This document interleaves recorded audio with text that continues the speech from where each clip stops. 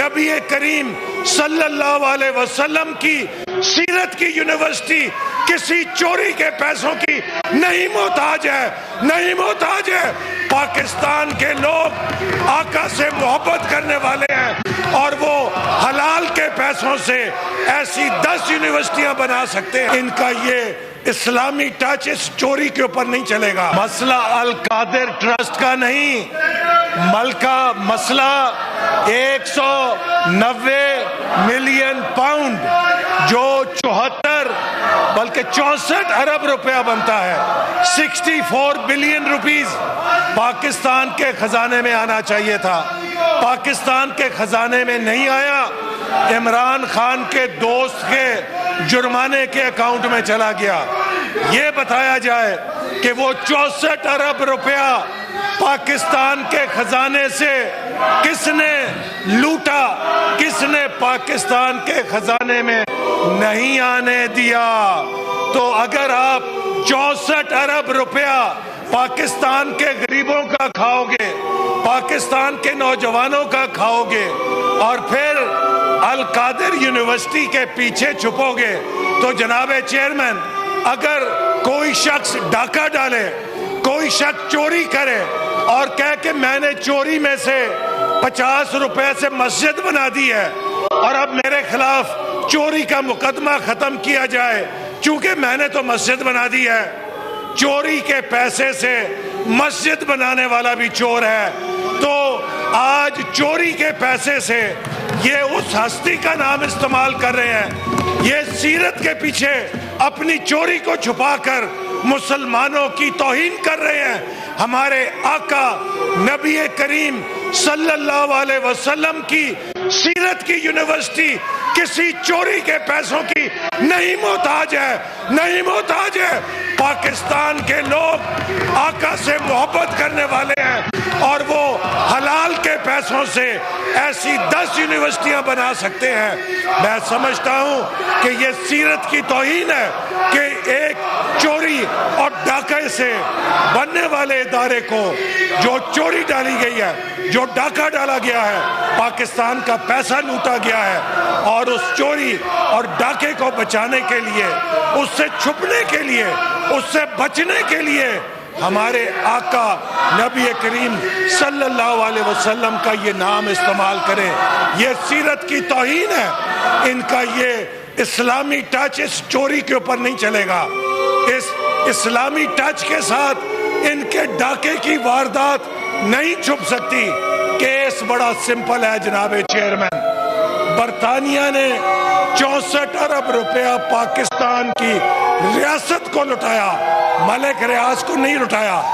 وہ پیسہ پاکستان کے خزانے میں آنا چاہیے تھا، وہ پیسہ پاکستان کے خزانے میں نہیں آیا۔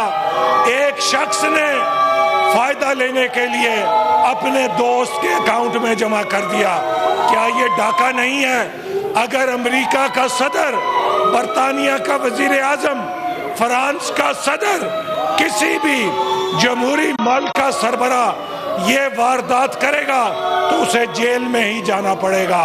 تو یہ جو مہاتما ہیں انصاف کے، یہ تو خود کہتے تھے، وہ قومیں ہمیں حدیثیں پڑھ کے سناتے تھے کہ وہ قومیں تباہ ہو جاتی ہیں جہاں بڑوں کے لیے اور قانون، چھوٹوں کے لیے اور قانون۔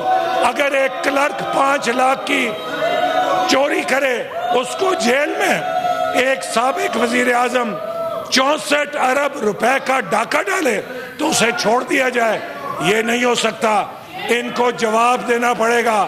64 ارب روپے پاکستان کے کہاں گئے؟ ان 64 ارب روپے سے کئی یونیورسٹیاں بن سکتی تھیں، کتنے کالج اور سکول بن سکتے تھے، کتنے اسپتال بن سکتے تھے۔ انہوں نے سب کچھ لٹا دیا اپنے فائدے کے لیے۔ اس کرپشن سے جتنا مرضی شور مچا لو، جتنے مرضی۔ اور میں علی ظفر صاحب سے کہوں گا، علی ظفر صاحب آپ تو قانون دان ہیں، آپ کس طرح اس چوری اور ڈاکے کو ڈیفینڈ کر سکتے ہیں؟ میں کم از کم علی ظفر صاحب سے یہ توقع نہیں رکھتا کہ 64 ارب روپے کی اس چوری کا وہ دفاع کریں، چونکہ وہ قانون دان ہیں، انہیں پتہ ہے کہ یہ غیر آئینی غیر قانونی قدم ہے، یہ چوری ہے اور یہ ڈاکہ ہے، اس کو کوئی ذی شعور ڈیفینڈ نہیں کر سکتا۔ اور انہوں نے ریاست کی بدنامی کی ہے اس چوری کے ساتھ۔ کہتے ہیں سابق وزیر اعظم ہے، اس سابق وزیر اعظم کو تو جیل میں 5 سٹار سہولتیں ہیں۔ جناب اسپیکر، میں بھی اسی سیل کے اندر تھا جس سیل کے اندر ان کے مہاتما ہیں۔ میں تو کبھی نہیں رویا تھا، میں نے تو کبھی شور نہیں مچایا تھا، میں تو پیشی پر اسی طرح ٹائی اور سوٹ پہن کے آتا تھا، ہنس کے آتا تھا۔ ان کی چیخیں نکلتی ہیں، روز چیخیں نکلتی ہیں، ان کو دیسی مرغ ملتے ہیں، ان کو جوس ملتا ہے، ان کو سلاد ملتی ہے، لیکن اس کے باوجود شور مچاتے ہیں۔ جناب چیئرمین، میں نے سابق وزیر اعظم نواز شریف کو کوٹ لکھپت جیل میں اس حالت میں دیکھا ہے کہ ان کے کپڑوں سے پسینہ ایسے بہ رہا تھا کہ جیسے وہ پانی کے اندر نہا کر آئے ہیں۔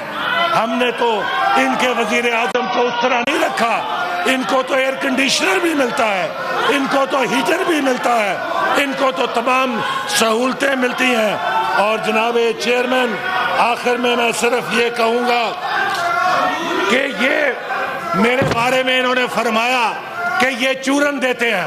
ہاں، مجھے خوشی ہے، مجھے فخر ہے اگر میں نے ویژن 2010 دیا، ویژن 2025 دیا، اگر اڑان پاکستان جو وزیر اعظم نے اعلان کیا ہے اس پہ کام کیا، اس لیے کہ ہم پاکستان کی ترقی کے خواب بھی دیکھتے ہیں اور اس کی ترقی پر عمل بھی کر کے دکھاتے ہیں۔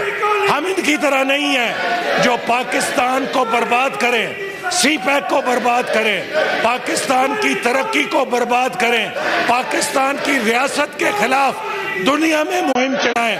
آج یہ پاکستان دشمنوں کے ایجنٹ بن کے پوری دنیا میں پاکستان کے سلامتی اداروں کے خلاف مہم چلا رہے ہیں۔